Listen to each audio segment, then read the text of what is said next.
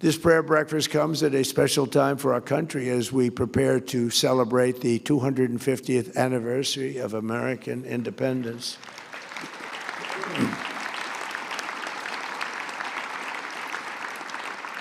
And we're also very shortly going to have the Olympics and the World Cup. And, you know, I got them. I was the one that got the Olympics, and I was the one that got, and I was so upset because I got them. I tried to move them up, but I couldn't. And my first term, I was getting them, and Barack Hussein Obama would refuse to call the Olympics because, in all fairness, they took advantage of him. Remember, he went there.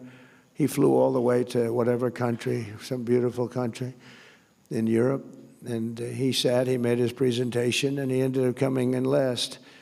And that shouldn't happen to a president. You know, if you're a president, you have to get a wink. I'll go there, but are you going to give us the Olympics? Otherwise, I'm not going there. I don't want to. So he sat there, made a very nice presentation. He came in last, came in fourth place.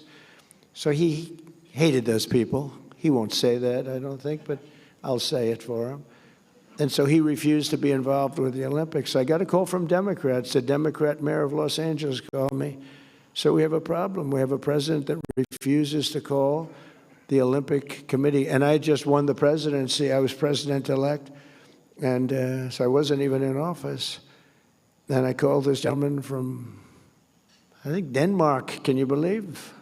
They own a large piece of ice that we're negotiating for. Extremely, it's the biggest piece of ice in the world. The world's largest piece of ice. They'll never run out of water.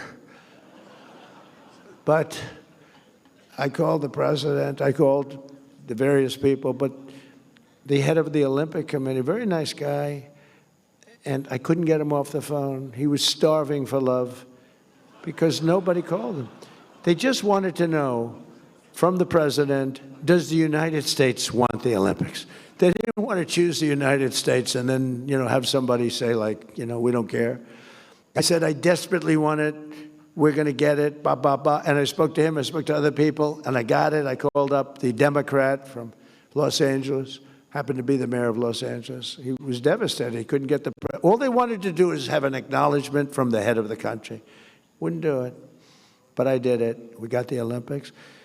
And we got the World Cup. But then I was really, I don't know if Johnny's here from the World Cup, but that guy's great. He's great, my friend.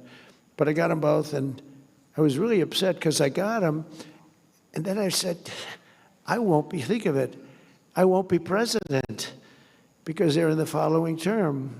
Because, you know, when you get the Olympics, usually it's 10 years in advance. And I said, so I did all that good work. It wasn't that easy. I got it. Then I got the World Cup. They both were happening now in a year, another year and a half, a year, right after the 250. I didn't get 250. I tried to claim it a couple of times. I said, and I produced 250-year anniversary. It was my deal. I got 250 years, and the press hit me hard on that one, so I gave that up immediately. But I happened to be president during that, so think of it. So I'm the president, and I got these two things, and I said, you know what?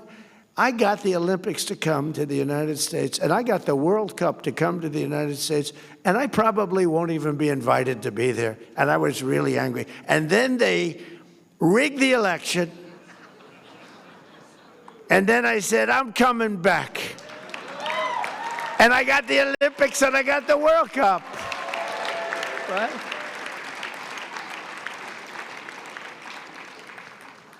And at some point, I'm going to get right back onto the teleprompter, and you're going to say, that was a wonderful speech.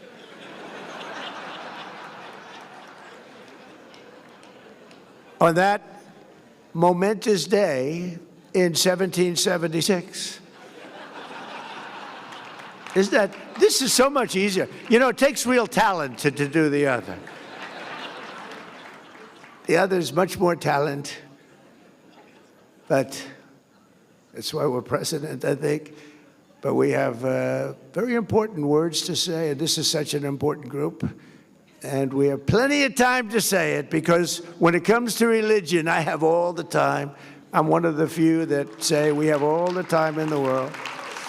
But on that momentous day in 1776, history changed forever when our founders proclaimed the immortal truths that echoed around the world and down all the way through time. They declared that all of us are made free and equal by the hand of our Creator. A lot of presidents refuse to say that. They refuse to say that. Some refuse. Some major politicians refuse to say the word God. They don't want to say it. I say it. That we are endowed with our sacred rights to life, liberty, and not by government, but by God Almighty Himself. And those words rang out from Philadelphia and launched a revolution, not just in America, but in the hearts of all humanity. The principles of the Declaration of Independence, which is one of three, sitting right beautifully in the Oval Office. I took it out of the vaults, and it's beautiful. It's beautifully protected, and it's a magnificent document. I stare at it all the time, and I read it as often as I can. A true, brilliant work of art.